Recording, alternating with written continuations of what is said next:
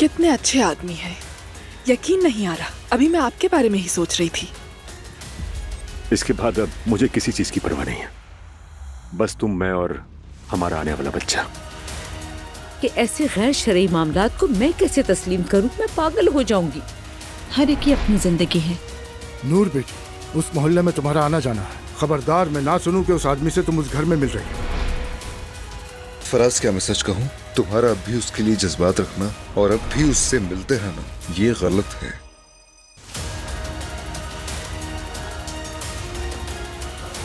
सवेरा कहाँ है? मालूम नहीं, अभी तो यही थी। और जवेरिया कहाँ है?